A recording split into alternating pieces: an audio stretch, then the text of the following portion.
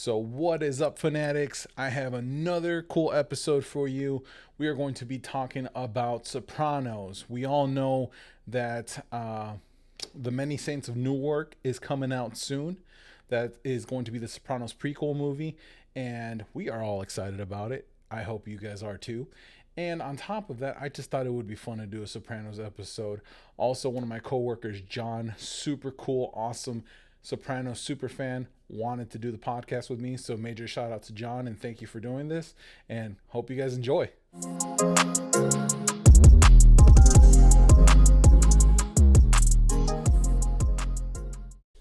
So we're recording so we could kind of start, however. One of the things I always ask people, are you cool with me calling you John? Do you want me to say your first or last name, or Yeah. Just or call do me you have a whatever. moniker or anything you want to promote? Yeah, man, little young gravy. No, Yeah. no.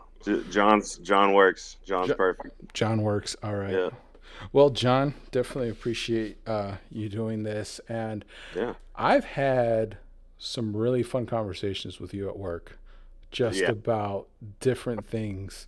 And I asked you what your favorite thing that you've ever watched was. And you Mm, answered Sopranos. Sopranos. Okay. Yeah. So, I'm going to tell you what my first memory is of The Sopranos. Mm, And it was an AT&T commercial or a cable commercial. And it was like this dude from Boston that was like with a really thick, heavy Boston accent talking about how, he missed an episode of The Sopranos because his dish went out and he like wanted to murder the dish people because yeah. of this. So right off the bat, just from as a little kid, because Sopranos came out what in the late '90s. Yeah, I'm not entirely like positive on what year it started. I know it was either like super early 2000s or late 90s for sure. Okay. Either way, though, I was a kid, right? So there Mm, was no way in hell my parents were letting me watch The Sopranos at this point in time. But right. what I could gather from this one commercial is that the Sopranos was a big deal, Mm, and actually doing research on it, and like in hindsight, it is probably the show that kind of opened the doors for the type of TV that we have nowadays. Yeah, it was. I mean, yeah, it has like 20 something Emmys or something like that. And I mean, I didn't get into it until like way after it was on air. But like, I remember my dad, like, he watched a little bit of it. He didn't like it. He thought it was like too stereotypical or whatever. He's more like, what I'm saying? He likes more like old school stuff, like more, muted stuff, whereas he thought, The Sopranos was over the top. But yeah, I didn't really like start watching it until college, and then I just recently rewatched it again and confirmed. I was like, yeah, this show fucks. Like, this show is fucking amazing. It's just incredible. But I can I say fuck? Sorry, Yeah. No, we do no, no. curse. Yeah, Let's go. yeah, yeah. You could say whatever you want. Good. It'd be kind of hard doing a podcast about The Sopranos and not saying fuck, because I feel Right. like it's just hand in hand, Yeah. hand in hand. You try to do that, forget about it, bro. Forget about Forget about it. Oh, it. Oh. uh, but yeah, like from I've read like because I'll read stuff about it too, and everyone says it's like it was like kind of the I mean, I think Oz came before it on HBO, but that was like really the show that like Yeah. fucking like launched HBO as a like media like show producer. Like it's just like after The Sopranos, it was like The Wire, it was like 6 Feet Under, it was like you know Boardwalk Empire on the Game of Thrones, like just zooming. Which I found out today, actually, that Dexter and Boardwalk Empire comes from the writers of The Sopranos, Huh? or at least a couple episodes of The Sopranos. I Yeah. don't know if they wrote all like the vast majority, but Yeah. they do share the same writers. So was it David Chase? That's like the main guy, right?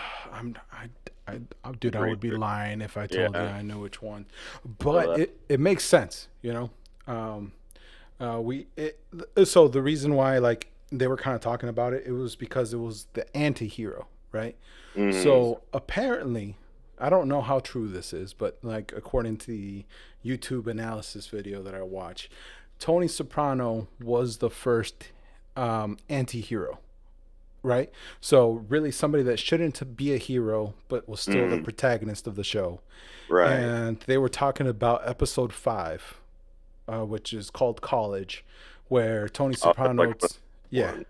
yeah, it is it's a great episode where he takes his daughter to to check out some colleges, and Mm, he finds the snitch, and then he just like just takes out the snitch, yeah. and Swag. apparent, yeah, whack, and apparently the producers did not want him to kill the guy because it was a blatant act of violence mm, taken by the protagonist against somebody else. yeah. Yeah. So I think the writers knew what they were doing, and the producers just you know needed to butt out of it. You know. Yeah. Yeah. Let the creatives create, and you just make sure the shit gets done. Yeah, well, I mean, it's kind of unrealistic to have like a mafia boss that doesn't kill people. Like, you know what Yeah. I'm saying? Like, people watching the show be like, "Oh man, mafia's not that bad." You know, Oh, they're just misunderstood. They're not you bad know, people. they just want to run their businesses like anybody else. No, Exactly, their no, business. it's a little different when you mobbed up. There's a reason why it's called getting mobbed up. Yeah. Oh yeah. I mean, like you know that the only way that this show was going to succeed is if they made it as believable as possible, which is like one of the reasons why I love it so much is just because like I've never seen a show that just like I'm just like there's some shows there's like Curb Your Enthusiasm or something like that that's just like I have lived this situation in a different variation like a million times. Like I'm not like nobody like my life was never in danger or anything crazy like that, but it's just like so similar. You know what I'm saying? It's just it really is like like it's so relatable, and that's like a big reason why it's like as successful as it is. So I'll tell you something as far as the Sopranos go. Obviously, I do not come from a mob family. I or a Hmm. mafia family or gangster Right. family whatsoever. But there are so many circumstances from the show that I could see happening. Like I'll fully confess I haven't seen the whole entire show, but I've seen quite a Hmm. few episodes here and there. Um, Italians and Hispanics have a lot in common, Yeah. and just those like little one-handed like completely innocent comments could set a family Hmm. member off Yep. like, Yep. and then cause a whole dispute, and then um your mom gets a call from your auntie being like, why did so and so say this to Yeah. so and so, and then your mom comes up to you and she's like, well, now you got to call your uncle, or now Right. you got to call your cousin because they're upset about this, and it's like, what the fuck? I'm just I'm just talking. Yeah, I'm just minding my business. No, they're definitely like yeah, that's a great point. They're very like family oriented, like super like, interconnected and communicates with all of their family. That is yeah, they're super similar in that way. It's just funny. It's just funny that Yeah. it really is like that. But you add the criminal element to it, and Right. and it becomes something else. And another thing that I thought, I'm thinking about too for The Sopranos. If you think about the time period when it came out, right? Hmm. Like you said, early '90s or late '90s, early 2000s. You're coming off of the heels of Donnie Brasco, Goodfellas, Hmm. without even having to say it. The Godfather series, right? Hmm. I don't think part 3 had come out yet. I don't remember, but there was no way you could make a mob show without making it violent. No, I mean, because one, it wouldn't be realistic in any way. And like, I mean, that's about it. Honestly, it just like you have to make it believable. You know what I'm saying? And look, violence from an entertainment perspective, like, dude, like that's like some shows are just built on violence. You know what I'm saying? Like, uh, you can, people can argue that like it's not great to promote it, and some ways the Sopranos might have promoted, violence on some, small level. But I mean, dude, come on, it's a TV show. Like, there's got to be stuff that happens. Like, there has to be like drama, and in a mafia show, it's not. You're not gonna have, like that's a very specific subculture with like very specific like problems that they have to deal with, and they all involve like creating like human misery with violence. You know what I'm saying? Right. And what? How? So, when you're looking at the show, I mean, anybody could have done a mafia show, right? And I'm Mm-hmm. sure that there are other mafia shows out there, but nobody really talks about them. Let's face it. When you're thinking about mob stuff, you're thinking about mob movies more than anything. Well, I guess Boardwalk Empire is Mm-hmm. probably an exception to that as well from The Yeah. Sopranos. But what do you think made the show so special? Well, because it wasn't just a mob show. Like, yes, it's a show about the mob, but like, you're not looking close enough if that's all you see. You know what I'm saying? The show deals with so many different themes, like so many different like overarching, you know, questions about us, about like people and life, and what's the meaning of life. Can a person change, uh manifest destiny, like stuff like that, like really deep, stuff. Like, I remember watching episodes and just like almost for the length of the episode after it, just like talking about it. You know what I'm saying? Just like, what do you think that meant? Like, like what, like, ooh, I bet that's going to turn into something. You know what I'm saying? Like, and I wasn't a lot, like, I'm young, I'm 26, I haven't seen all the shows, but like, you'd be hard pressed to find a show before that was like that complex and that involved, mentally, with like just, all the themes and everything going on. There's so many, like, it's even hard to like pinpoint one specific example. It's just all gold, man. And it's the complexity of the show and the writing. It's James Gandolfini, rest in peace, like the goat. I'm talking like, without that, you do not have Walter White, which Breaking Bad, Right. amazing as well. But for my money, James Gandolfini as Tony Soprano is the goat. Like, will never be topped. It's gonna be fucking hard to top the job that man did. Like you mean as the best anti-hero character? Just the best TV character ever. Best, maybe best like movie, TV, anything character ever. Like, I'm trying to think of an argument for you, but I think there's a big part of me that probably agrees with that in a very yeah, fundamental level. because because the thing about it, man, like, at its core, like, it's really a show about like lying to people, like lying to yourself, and you see this like through the lens of Tony. You know what I'm saying? Like, and for anyone who hasn't watched the show, like, basically Tony like starts having panic attacks. So he starts going to see a therapist about his panic attacks, and you have kind of a element with him and the therapist of like, he's lying to the therapist because he talks about shit that you see in the show, right?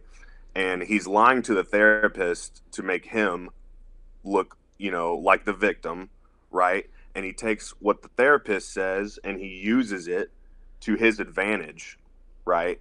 And it's like, and I'm just like looking at it, and nobody wants to admit it, but like we all do that. You know what I'm saying? We all, um, whenever something bad happens that you're involved in, you always want to spin it to where it's not your fault.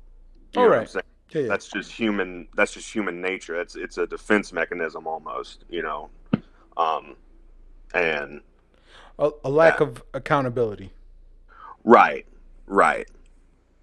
Yeah, and in Tony's case, it stems from him like not wanting to sacrifice like his power and his money, but mostly his control. That's the whole thing. He's a control freak. That's why he's a mob boss. He wants to control everything in his life. You know what I'm saying, including uh the stuff that he's actually supposed to be like telling his therapist, which like the truth, you know what I'm saying? All he's looking to do instead of like fixing a problem with himself is like, okay, how can I get this bitch to like help me with my shit because I got problems and I need some like professional advice. Yeah. It's almost like when you go to the doctor, right? And you're Hmm. like my knee hurts, right? Right. Give me like painkillers. Whereas it's probably like, oh well, you probably got bad posture. You had this accident. You probably need to get this looked at. You need to go to physical rehab. You need to do the work to get that really fixed. And he's like, no, Hmm. no, no, no. I just want the painkillers. Yep. You know what I'm saying? Kind of like almost in a way lying to yourself, because Hmm. so I don't know if you've ever met a pathological liar. Or Hmm. no, like I think that's a really weird question to ask somebody, so forgive me. Right. Yeah. But if you've ever had the misfortune of having somebody that's a pathological liar in your life, Hmm. they believe what they say. Like it's Oh, almost like absolutely. to the point where they're lying to themselves or to everybody so much they start believing their own lies. They start eating their own shit, you know? Oh, absolutely. Like, and that, yeah, like you see everything through your own lens of how it affects you. So everything that Right. you do is to basically lie to yourself to make that your reality, and that's what like that's what liars do, and like they do it automatically and subconsciously too. It's not like it's like a uh, domino effect. You know what I'm saying? It's just whatever like shit I need to spew to make sure like I'm good. You know what I'm saying? Right. Hmm. And uh, it's interesting that like, okay, so that's probably, in my opinion, the thing that made Tony most interesting as a character. The Hmm. fact that he was very a genuine character, like Yes. somebody that you could imagine if you were involved in that type of world, somebody that you would actually run into, right? Hmm. And I think it's the therapist side of it is the interesting part, and um, the thing that the catalyst to where it all starts, I think it's hilarious. It's the ducks. The fucking ducks, bro. It's the ducks. So for anybody who doesn't know what the hell we're talking about, you mind filling them in the on the ducks? Yeah. So this is that his first panic attack? Yeah, yeah. It's like the Yeah. very first So episode, first panic attack, right. So or Tony. it. I'm sorry, it precedes the panic attack. Yeah. Yeah. Yeah. So Tony, the lovable fucking loaf this man is. He has like a family of little ducks that he is nursing in his pool, and that's like kind of the first glimpse you see of him. Obviously he's a wealthy guy, and he has but like he cares for these ducks so much, and they mean so much to him. You know what I'm saying? And I keep saying, you know what I'm saying, but Not me. uh he cares so much for these ducks, and the first panic attack that he has is when these ducks fly away. Like he's nursed them to where they can go out into nature and do duck stuff, hang out with the duck guys, Right. and you know, this causes him to have a panic attack, and he goes to therapy, figures out, that the ducks symbolize, his family, or that could be an interpretation, and he's scared because his daughter's going to college, like his son is starting to like grow up and be in that angsty phase, and it just kind of crumbles for him, and that's what like triggers his panic attacks. It's fantastic. Also, or it basically, he feels like his family is escaping his control, right? Yes. Which goes back to exactly what you're talking about. He wants control. He wants that Hmm. power. And it's funny, the only thing this man does not control in his life, because he has everything, right? He has money, he has Hmm. power, he has goons that follow his instructions. He's a master manipulator, so he basically gets what he wants from everybody. He gets everything he wants from everybody except his family. Yep. And I just the funniest dynamic, and probably like and I bet you people that listen to this are probably going to be like, man, his mom is horrible. No, my mom's a lovely lady, but the the relationship that I most understand or comprehend with him is him and his mom. No, don't say that, Ralph. Dude, I What? swear to God. Yo, your mom It, put a hit out on you, dog? no, What is no, this? no. My mom never put a hit out on me. I swear to God. Oh. Actually, quite the opposite. She, no. But I'm saying like that strain of like your parent wants something from you, Uh-huh. right? And you don't necessarily want to, or okay, it. How do I put this? She wants from him what he can't give her, and he wants from her what she can't give him sometimes, Yes. right? And Hmm. it's like just that odds and ends. He's like, "Mom, do this because it would be good for you," and then she's like, "No."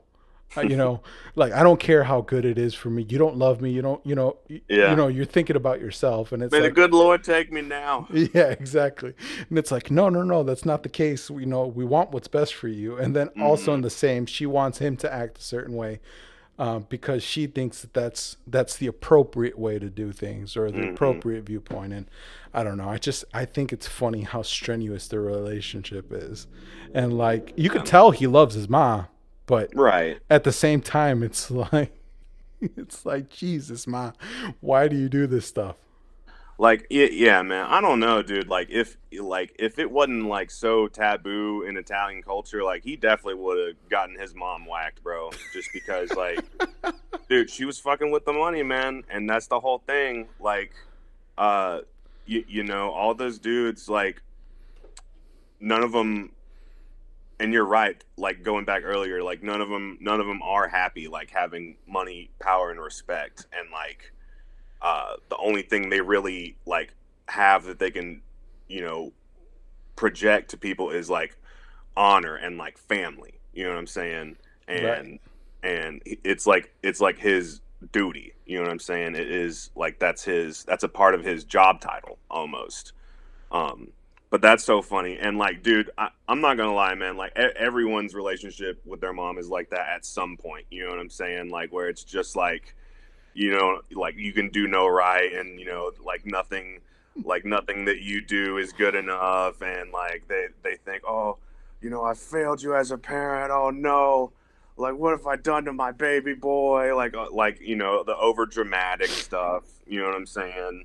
Um, like his mom, like you hate to say it, but like she was like definitely instrumental in like especially the first couple seasons with just how good the show was. Oh yeah. Yeah. Yeah. That because it's so funny because she is really the one that would be like give him that guilt trip or give him that. Uh-huh. She's probably the reason for the panic attacks. Honestly, Oh no, like 100%. Yeah. he is the source of his woes in a lot of way, and Yeah. it's just so funny. You got this badass mobster guy, like at the mercy of this little Uh-huh. bitty old lady. Oh, and bro, oh dude, and she bro, she wrote the book on manipulation. Like everything Tony knows, he learned from his mom. Like, cause Well, like, bro, that lady was like pulling strings and playing both sides, just acting like a dumb old lady. You know what I'm saying? You know, uh, well, I, it was I, crazy. I think okay. So the more I notice it, I don't think it's a cultural thing anymore. Because I used to think it was just like Latina moms, right? And then Mm-hmm. it's like, no, it's not just Latina moms. It's Italian moms. It's Jewish moms. It's okay. No, it's Mm-hmm. also Asian moms. Oh, it's also black Yep. moms. And I'm like, okay, no, no, no. It's just everybody's mom. Yep. Especially the old school moms, right? Like the Yep. stay at home. You're the one taking care of the family because the guy is out, making the money or providing. So Right. you're the one that's in charge for the discipline and the hierarchy in the house, maintaining order in the household. Dude, Yeah. those old school moms knew how to get stuff done. Oh yeah. They were No. they are scary women. Yeah. They strike fear in the hearts of their children. Like like those moms, like it doesn't matter what the dad does, and even in the show, like you know, Tony's dad was running the mob. He was way more scared of his mom than his dad, like way more, and for good reason too. Like she's fucking crazy. Like all of them are, but she was wilding in that show. Yeah. You know what's funny? This morning I had a conversation with some of our coworkers talking about hell hath no fury like a woman scorn. Yep, And that's just like a perfect facts. example. Just don't piss off the matriarch, man. No, Yeah. Talking about Tony and his upbringing and stuff like that. How excited are you about the Many Saints of Newark? oh my I think that's what it's called, right? yeah, yeah, Many Saints of Newark. I'm so pumped. Like it had, like David Chase is writing it, so it's got the OG writer. It's got Gandolfini's son playing a younger Tony, Wait, is that his son? which, yeah, bro, that's his Oh, son. okay. I was like, he's a dead ringer for him. Yeah, You know, and I was about to talk about that, but I had no idea that that was his son. yeah, dude, and it has like Ray Liotta's in there and like some other like, but dude, yeah, I'm very excited about that. That's gonna be so sick. Yeah. It also has, and I think rightly so, because this woman plays a creepy character like nobody's business. Uh huh. What's her name? Let me look it up really quick. The lady that played on Bates Motel, that played Norman Bates' mom. Oh shit, she already sounds fucking crazy. I don't know who you're talking about. I don't think I've ever seen Bates Motel, but Oh, you haven't seen Bates Motel? I've seen Oh, Psycho. oh, dude. Okay. Well, okay, yeah. But so Bates Motel is a prequel, I guess you could say, Yeah. to Psycho. Hmm. Vera Farminga. Yeah, Vera Okay. Farminga. So she is also the psychologist from The Departed. Oh, okay. Yeah, yeah, Yeah, I know who that is. yeah. Yep. If I'm not mistaken, she is playing. She's playing Livia Soprano. Let's go. Yeah, yeah. So I'm excited about it. Also, the dude, I'm terrible with names a lot of times. The guy that played in The Punisher is going to be in there, which I'm a huge like. I love all his Oh yeah, movies. is that the like the main guy? Yeah, yeah, yeah. Okay, like the dude from Walking Dead. Yeah, Too. Yeah. yeah. Yeah. Punisher. That Jesus guy's a Christ. good ass actor. I do not know his name either though. John Bernthal. I knew it was John. I just couldn't think of the last Uh name. John huh. Bernthal. Let's Dude, go. John Bernthal. Yeah. So it's just Let's gonna be a go, badass cast. I'm like super excited about it. dude. Yeah, it's gonna be sick. It's gonna be really cool because they talk about it a little bit in the show. Um, it was Jackie Aprile. So Jackie was like the head of the mob in the beginning of the show, like before Right. before he died. And it's about like, is it Jackie's uncle? Can't like maybe Jackie's uncle or Jackie's dad, who like took Tony under his wing, kind of like how like Tony took like Christopher under his wing. You know what I'm saying? Like he Right. showed him the ropes, like brought him up and stuff. Um, Yeah, I mean it's gonna be awesome. Hmm. I'm looking forward to the rise. I always like a progression story. Hmm. Um, and what I mean by that is like you see a character start from like nothing Right. and like get to a certain position. Like I don't know Hmm. why I'm always down for those type of stories. I think my favorite stories of all time are progression stories. So I'm looking Right. forward to seeing this Kingpin as a you know as a kid. Yeah. That's what I'm most looking forward to. Um, but you did mention a relationship that is super interesting, and I kind of wanted to get your take on it Uh-huh. because I haven't watched enough of the episodes to completely understand what happened there. But the Tony and Chris, Okay. the Tony and Chris thing, and Yeah. so way before I ever started watching the show, I saw on like one of those VH1 like reaction shows like that talk about like all the like the classic stuff that happened like back in the day. Yeah. They Yeah. were talking about the Sopranos and then they were talking about the scene, which big spoiler alert for people, the scene where Tony kills Chris. Yeah. Yeah. God, that was so fucked, man. so Dude. so break that down for me. Okay. So yet again, and this is, in my opinion, the overarching like theme of The Sopranos, right? So, uh, basically, throughout the show, Christopher just like fucks up here and there. Like he. It starts when they go on a trip to Italy and he tries like heroin with this Italian dude there.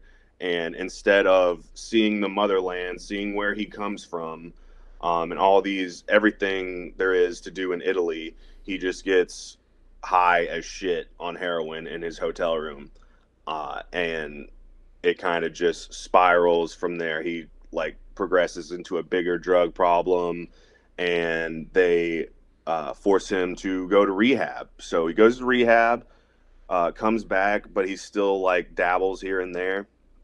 And basically, he got high one night and he is driving Tony, and he's like, "Shit, man, like fuck, messing with his radio," and he just like barrel rolls the car off of the interstate, and they're fine, but like Christopher is like bleeding, and he and Tony gets out of the car, and Chris is like, "I need help, I need help." And Tony starts to unbuckle Chris's seatbelt, and he sees a tree crash through the baby seat in the back seat of Chris's car, which Christopher just had a baby. And so I feel like that kind of triggers Tony seeing Ah, that tree go through the baby seat, because he's like, if he would have done that with a baby in the car, that baby would have died. So that's how he justifies it, right? And he kills Christopher. But that's not the reason I think he kills Chris. I think that kind of sent him over the top. But going back to what I think is like the big message of The Sopranos is, uh, people with money and power will do anything to make sure it stays that way. Um, the mafia, these people believe in, Catholicism and Christianity, like they're big Catholics, patriotism, like honor, like the omerta, you know what I'm saying, the yeah, oath. Um, and when it comes down to it, they choose money above everything else, and they kill their friends or family. They will drain their communities. They will destroy their families and home life, all in the name of the dollar. Because, like Tony says so often in the show, you're only as good as your last envelope. You know what I'm saying? Like that is, to me, that is, and it is dark, but that is the American dream right there. You know what I'm saying? That's what so many people believe. You know, it it's a little disheartening, but at the same time, it's real because that's how the world works. right. And I think that kind of leads to one of the themes of the show, right? Of I I don't I don't remember the exact quote, but it's early on in the show where Tony talks about how the mob is not dying, but it's like Mm. it's not what it was. Right.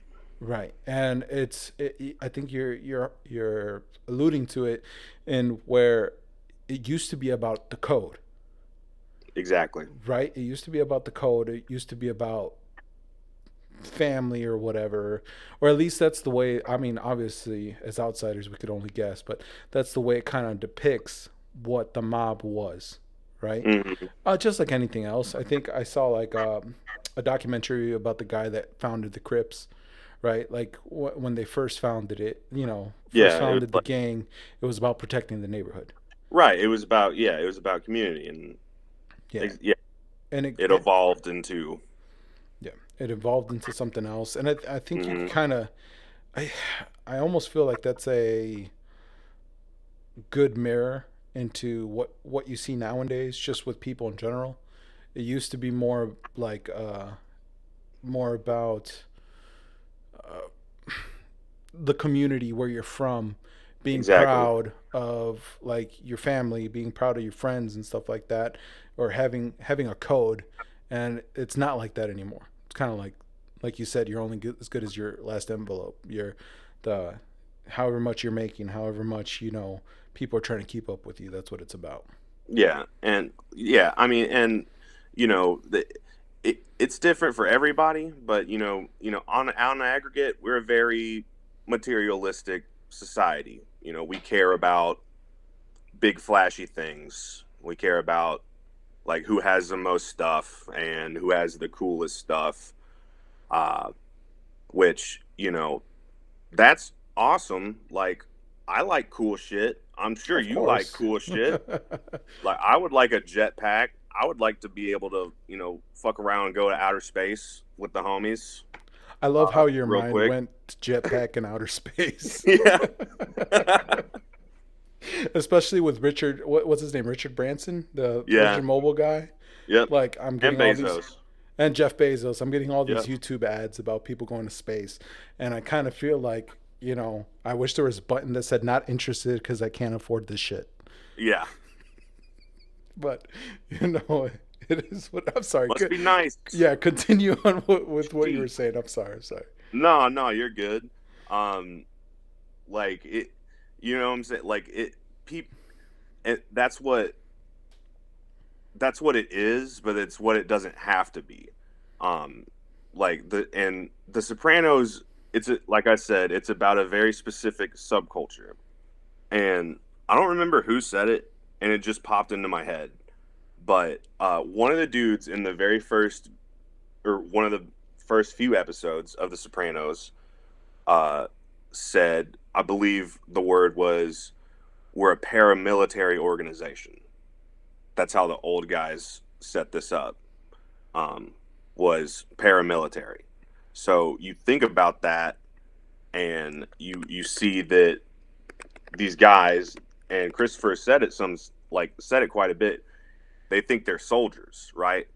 Um, like they're organized for a cause, and you know that's alluding to you know you work at a job and you're with everyone you work with and you think you're all working for a cause, um, but you're only welcome, you're only a part of the family if you can provide. You know what I'm saying? What do I get out of this relationship?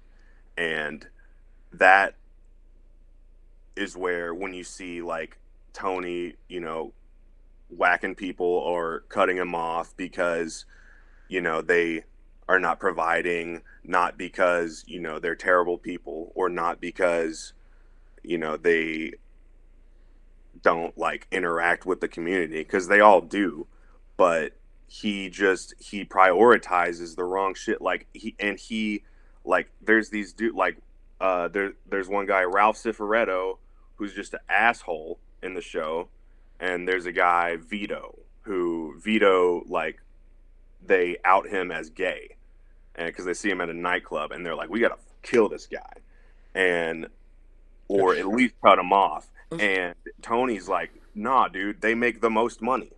Like, it doesn't matter how toxic they are or what they do to other people. They're making me money. We got to keep them around. Right, right. And that is super. Well, there's two things that I find interesting there. One is, I think a lot of this world is almost like, what can you do for me, right? Yep. And then if you could do for me, then we're friends. But Hmm. if you don't give me anything, then like, what are we here for? What are we doing? Which, Yep. to a certain to a certain extent, I understand. So, and I want to explain myself on that one. So, let's say you have two friends. One of them, every time you talk to them, negative, talk shit about other people, like, and so I'll leave everything materialistic out of it, right? And all that stuff. Just brings you down. And then you got another friend that does something for you, like pumps you up, makes you feel good. Every time you talk, you come out with something positive. You come out with a new, fresh perspective. That's who you want to keep around, right? Hmm. Uh, get rid of the dead weight. Yeah. So I completely understand that. Now, like you said, he focuses on the wrong things. He focuses on money instead of like actual character. But that Hmm. takes me to the second thing is, the what was his name again? Vino, you said? Vito, the gay Vito. guy. Yeah, yeah, Yeah. yeah. I think he was one of the first gay characters in like a manly series, if that makes sense, right? Uh huh. Yeah. Right. Like, if I'm not mistaken, like that was the big one of the big shock moments of Oh Sopranos, yeah. when you find out that he's gay, right? Hmm. Um, and I think it's interested and probably progressive on Tony's part to be like, who the hell cares, right? Right. That's super progressive, but you see that machismo that comes from the mafia and stuff like that. Oh yeah. Yeah, and I guess that's one of the positive things that you could see about culture nowadays. We're moving away from that. Right. That's not important anymore. No. But it's just it. I think it's one of those interesting things that you wouldn't see that in a show nowadays. That's no longer an issue, but back Mm-hmm. then it was an issue, and it was one of the first shows that brought it up. Like, hey, this is a thing that's real, and Mm-hmm. anybody can be gay, or anybody's going to be Right. different, and like, who the fuck cares if they're different, right? Just whatever Mm-hmm. they do, whatever they produce. And I think that was like a pretty bold and good move for the writers in that time to add that in there. For sure. Yeah. So For sure. another progressive thing that the Sopranos did. And like that's the crazy thing, man. Like Tony, like when he wanted to be, was a super empathetic dude. Like he really cared about like animals. Like he cared about those ducks. He cared about he had a horse, like a racing horse that he literally like whacked somebody over because they like fucked with his horse. Uh and he was very like empathetic towards like babies and like small kids and stuff like that, but he would not like blink twice about like just ending you if it came between you or him, over really not that important type stuff, which is like super interesting. I don't know if that's like typical of psychopaths like that, because I know like some people, like, that's how they get started, is like hurting animals, you know what I'm saying, Right. versus like having almost like a childlike uh mentality about defenseless creatures, you know what I'm saying, like protecting them at all cost, versus, what I'm saying, if you can defend yourself, I'm coming for you, you Well, know. okay. So I think there's so okay. I know that there are newer psychological terms, but like if you break it down between like a sociopath and a psychopath using the old terms, right? Hmm. I think a sociopath is different from a psychopath. I think a psychopath is people like almost a sadistic type of sickness where Yeah, like like you evil. Yes. like where you enjoy killing and stuff like that. Whereas a Hmm. sociopath doesn't necessarily enjoy killing, but you don't have a conscience there to kind of like, stop Right. you. Yeah, yeah, and yeah, Tony was definitely more of a sociopath in that sense. He, basically, it was Tony's world, and we're all living in it. Right. Um, but like it's still like, and it sounds like we're talking shit about Tony, which we are, because Tony's kind of a bad dude. But damn He's it, not a great. I fucking love Tony, dog. Tony is my guy. Like Oh yeah. that. Like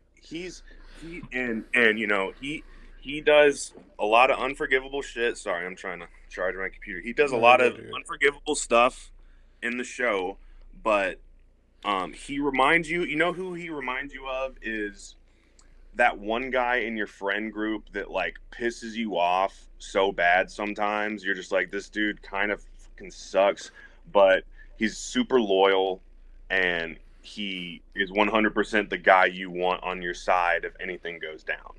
Right. That's Tony. Right. Well, okay. So I kind of, and this might be diving in the personal pool a little bit, maybe even Uh, a little bit too much, but like I think of in a lot of ways my like of my best friend growing up, not necessarily the best person in the world. mhm. He gone to prison a couple times already, you know, into drugs, stuff like that. But till this day, dude, if I see that guy, like, love him. Like, it's just Mhm.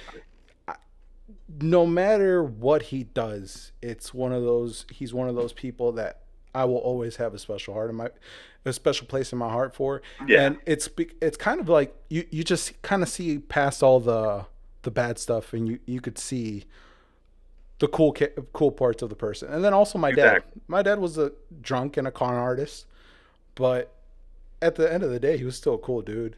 You know, Right. You're probably still that. Yeah, that's probably why he was a con man, because he could kind of like trick people into doing stuff. But right. yeah, No, I definitely have, I definitely have some people like that in my life that fit that mold. And it's crazy, man, because like you're some like, and even sometimes you think about it and you're like, man, if I see that dude, like we're gonna have a conversation, like a serious conversation the next time I see this guy, and we're gonna like we're gonna get to the bottom of this. We're gonna get better. And then I see him, and we're just like, what's up, man? Like, what's what's going? good? And we just it just never comes up because you have such a good time hanging out with him. Yeah, that's very interesting. That's a very interesting facet. It's definitely also super relatable to in real life. Oh yeah, definitely, man, definitely. All right, one thing, the controversial thing that Mm, we got to talk about, the ending. yeah. The ending. Okay. So as a writer, okay, because I'm somebody that is actively like writing and trying to develop stories and trying to put stuff out there. As a writer, I understand. You know what I'm saying? Like I get it. Okay? It's one Yeah. of those endings where you decide how it ends. Right. Yeah. But as a fan or as somebody that craves closure, Hmm. from a story, I can see why people are upset with it. Where do you fall? Yeah. So, I knew I didn't know. Like I knew how The Sopranos ended, but it wasn't until it actually ended for me when it hit. Like uh, you know, your first instinct is to be mad because you're like, what the like that is such a cop out. Like that's you think like what like why would you go through the trouble of like writing all of this shit like hundreds of episodes worth of amazing art and this is like the ending, you're like, that's a cop out. But you calm down, you read a couple articles, and you That's right. and you start to appreciate it for what it is. You know what I'm? It's I'm not mad at it looking back, because it leaves the door open for stuff like what's happening now. The prequel, it leaves the door open for um, possibly even a sequel. Not now that James Gandolfini's dead, but during the time, like it made sense. And I kind of like that. He kind of he let the viewer just decide what happens, and at the end of the day, that's what drew me into The Sopranos early on, was the conversations that I would have after each episode about the morality of the choices that these guys made. Is it like, would you have like killed a soccer coach that molested one of your daughter's friends? Like, is that Uh, okay? Like, does that make, I, like, would you have done the same thing? I would answer that question. The answer is yes for me. Yeah, it is for me too. Yeah. Yeah, Dude, I joke around, right? mm-hmm. But legitimately, so my one of my so I only have two nephews from like my both parent siblings. Okay, Mm-hmm. so between the three of us, there's only two kids, right? One is like 25 years old. The other one is barely going to turn two. Yeah. So think of the age gap, right? Between Right. there, like we're not a heavily procreating family. But when my sister got pregnant, I'm like, if that's a girl, I'm buying a shotgun. Yep. I'm just like, protection is on. So like, it's Uh-huh. a joke that I would actually kill somebody, because I don't think I could. I don't think I have it in me, but I could understand it. But exactly, you're like, okay, like, if I was in that situation, I would definitely want to do the same thing and might go through with doing that. But that's the thing. Like, no, I've never watched a show and been able to just like talk about like what it means and why Tony or Carmela or whatever did what they did in that show. Because like there's so many, like it's like so open for interpretation. It's like it's God. Sopranos is the shit. Everyone listening to this, watch The Sopranos. It's fire. Yeah, It'll stimulate your mind, that's right. stimulate your brain. I did know that one. But going back to the ending, okay, so I'm in the camp where there's two possible reasons why it would have ended like that. One is that Tony, the show's told from the point of view of Tony, so Tony got whacked, right?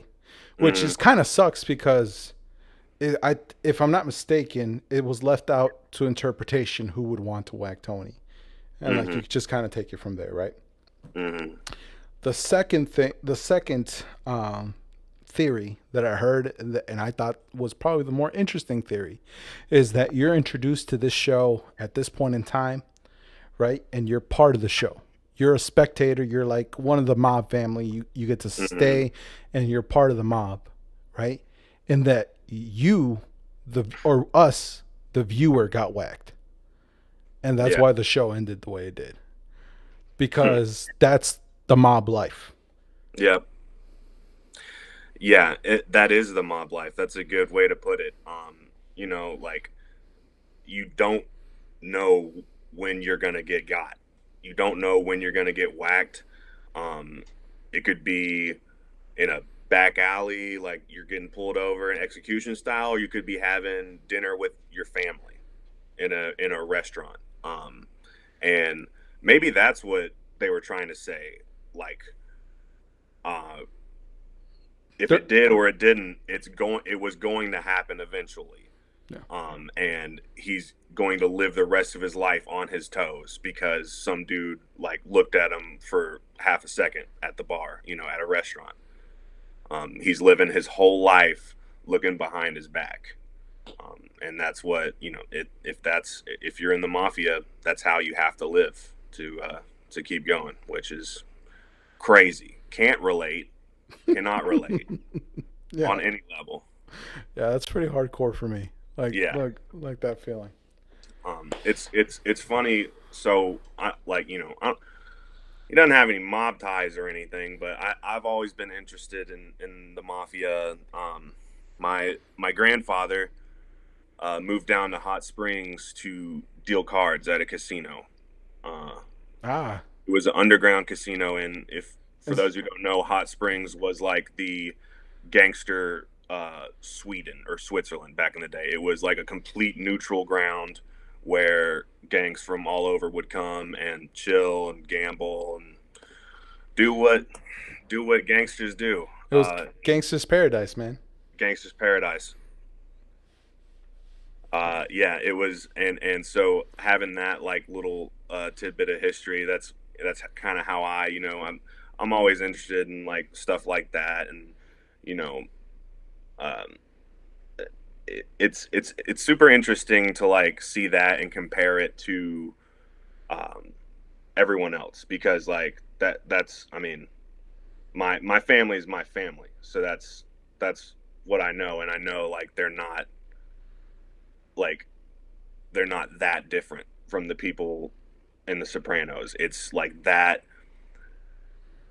specific subculture of when you start dividing people for the money, like when you start letting people get between like your family, that's when shit goes to hell. Like, and you see that happen. It's usually about money, about inconvenience, Hmm. um, or misunderstandings. One thing I've noticed from doing this show, which I've been in hiatus for a while. I understand that, but that's because I've been focusing on writing and like maybe trying Right. to on health stuff too. But one thing I've noticed about like just from the process of writing, watching shows, analyzing shows, talking to people about what they love, all this stuff, it boils down to we're all humans and we want and feel the same things. Hmm. We all want to be safe. We want our families to be safe. Um, we want our friends to be safe. We want all of those groups of people to be happy, but not Hmm. just that. We also want to prosper. You know, Yes.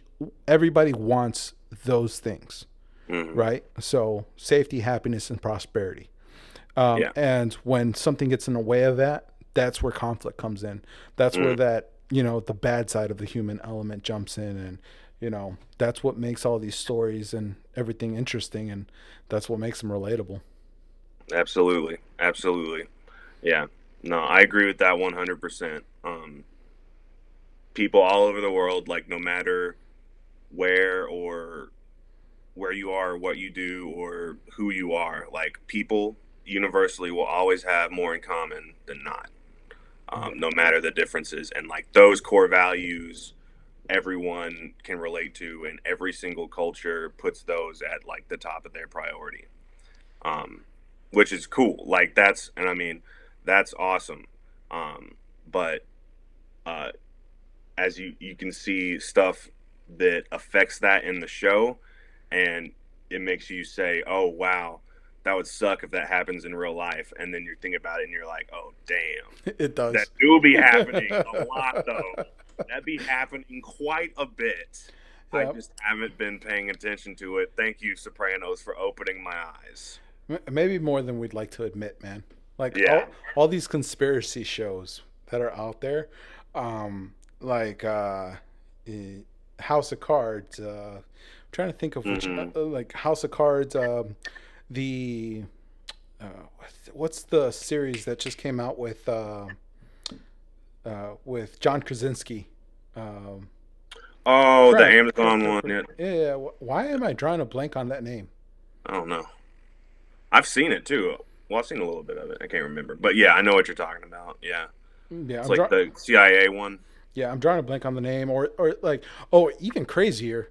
something that happened in real life, the Snowden one, the Mm-hmm. Snowden story, right? Yeah. Like when you see like all the crazy stuff that happens, right? And the glimpses that we get into that world is entertainment.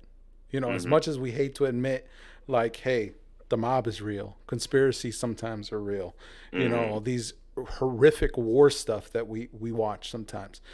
Even Game of Thrones, there's never been dragons, at least we don't think so. Um, Right. but there has been like crazy, like sword fight stuff that happened in real life. It's Yeah. it's all based off of something. Been a whole lot of backstabbing, Oh yeah, like for sure, for sure. Yeah, it's yeah that like, and I hate to sound all all like altruistic and like on my high horse. Like I like stuff. I'm a big sneakerhead. Like I like watches and like I like to have stuff. Like I'm a big music guy and have stuff like that. And I have way more than what the average person definitely in the world has. right. And you our instinct is not to wake up every morning and say, damn, we're kind of lucky, like we have a good life. We got some problems, but they're really not that crazy. There's nothing that we can't fix if we put a little effort into it. Right. We're good. No, people wake up and they say, I'm gonna need some more. It's not good enough. This is nice and all, but why stop now? I could have way more. Yeah. One of my old bosses, right? This is a sales job that I had a long time ago. He asked me, Ralph, what's the goal? I'm like, I don't know, like, get my own place, Yeah. it'll be cool. He's like, nah, man, the answer is more.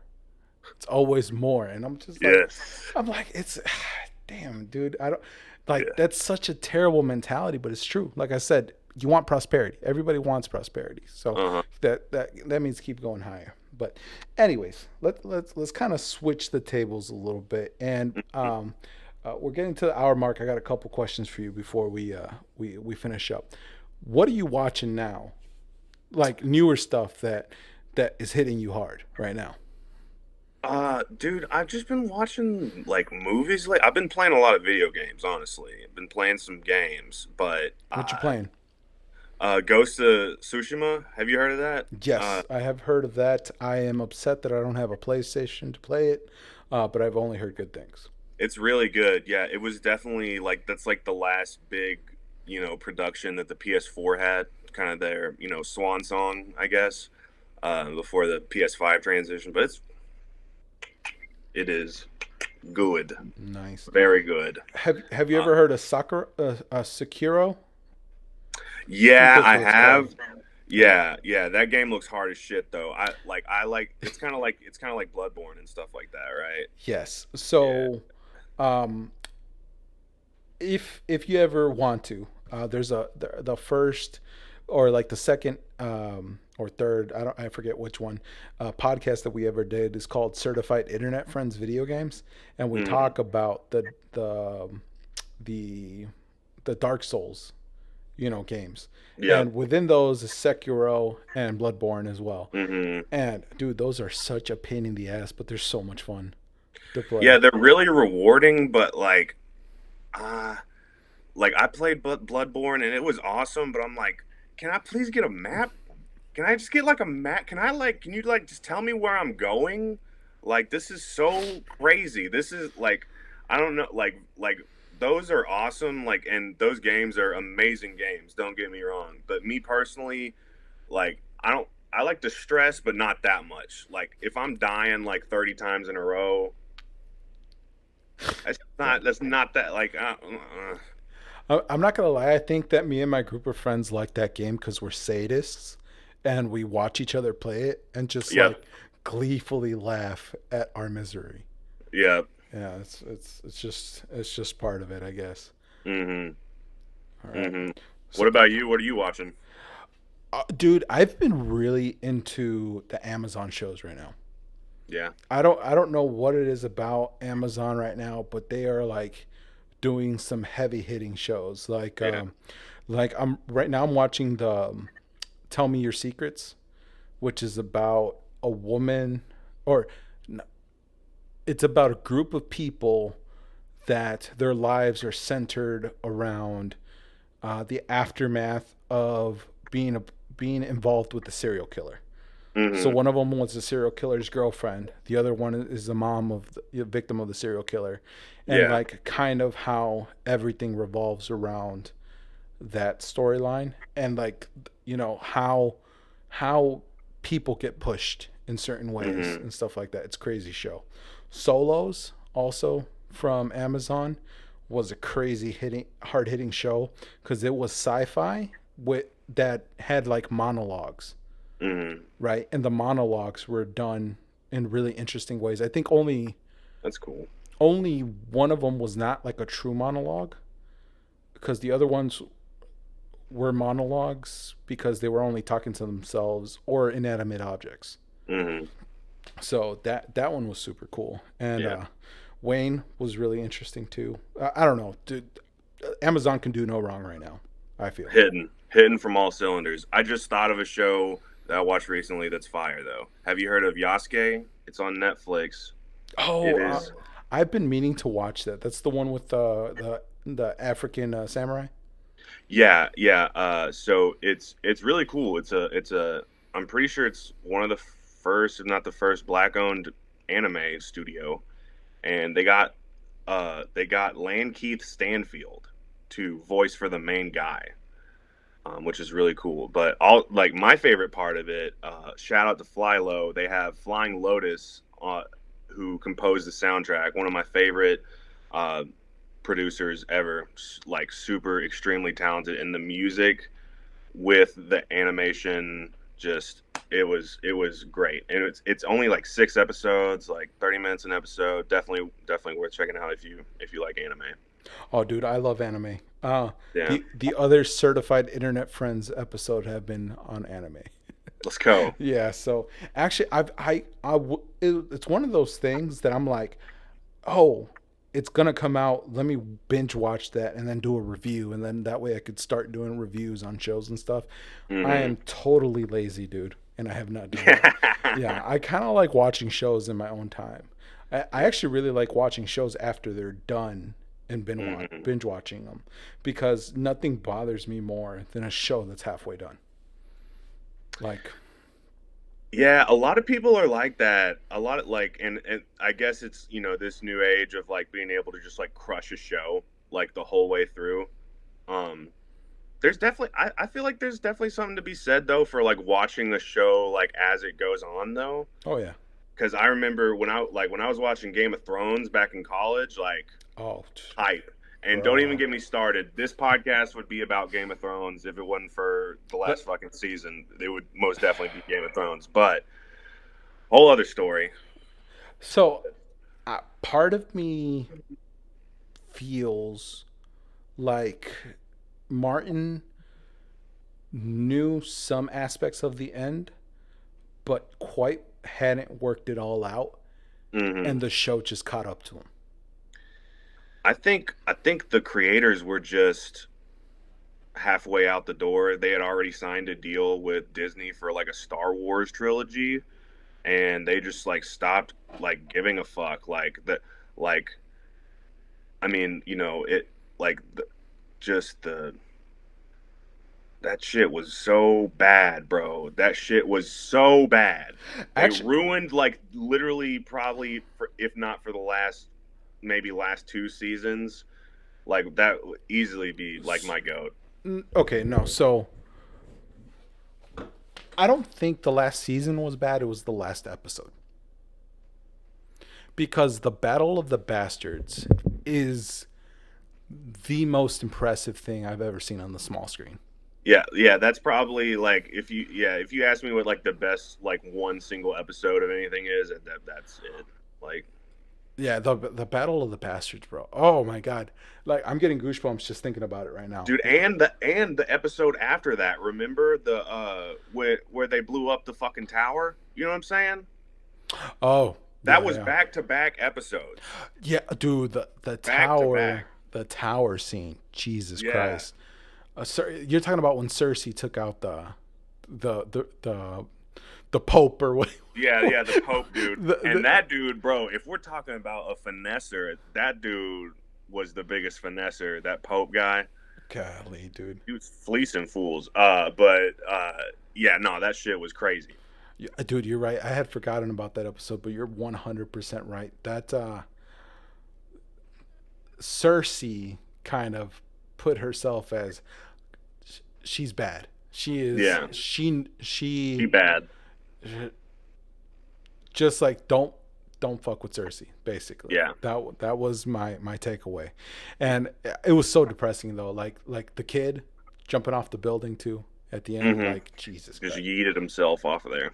dude. Dude, I'm serious though, man. I'm serious. If you would, if the creators of Game of Thrones would entrusted me of finishing the series, I can guarantee you